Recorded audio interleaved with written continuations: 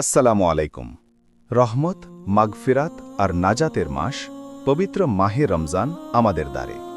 কিন্তু আমরা কি জানি কিভাবে এই একটি মাসকে আমাদের জীবনের সেরা মাসে রূপান্তর করা যায়? আজ আমরা জানব রমজানের বিশেষ কিছু আমল সম্পর্কে। নিয়ত ও তাকওয়া। রমজানের মূল উদ্দেশ্য হল তাকওয়া বা খোদাভীতি অর্জন করা।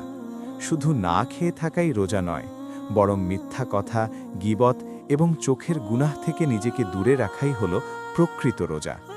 প্রতিটি কাজ হতে হবে একমাত্র আল্লাহর সন্তুষ্টির জন্য। কোরআন তেলাওয়াত ও অনুধাবন। রমজান হল কোরআন নাজিলের মাস, তাই প্রতিদিন অন্তত এক পারা বা যতটুকু সম্ভব অর্থসহ কোরআন পড়ুন। মনে রাখবেন, রমজানে প্রতিটি হরফে সওয়াব বহুগুণ বাড়িয়ে দেওয়া হয়।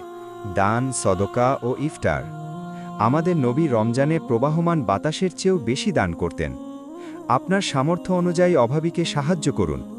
একজনকে ইফতার করানোর মাধ্যমে আপনি তার সমপরিমাণ সওয়াব পেতে পারেন, যা আপনার আমলনামাকে সমৃদ্ধ করবে। শেষ 10 দিন ও লাইলাতুল কদর। রমজানের শেষ 10 দিন অত্যন্ত গুরুত্বপূর্ণ। বিশেষ করে বেজোর রাতগুলোতে লাইলাতুল কদর তালাশ করুন। এক রাতের ইবাদত হাজার মাসের চেয়ে উত্তম। এই সময়ে বেশি বেশি পড়ুন, আল্লাহুম্মা ইন্নাকা আফুউন তুহিব্বুল আফওয়া ফাফু আন্নি। সময় খুব দ্রুত চলে যায়। রমজানের এই বরকতময় দিনগুলো যেন আমাদের অবহেলায় কেটে না যায়। আসুন আমরা প্রতিটি মুহূর্তকে আল্লাহর স্মরণে কাজে লাগাই। আল্লাহ আমাদের সবাইকে রমজানের পূর্ণ সওয়াব হাসিল করার তৌফিক দান করুন। আমিন।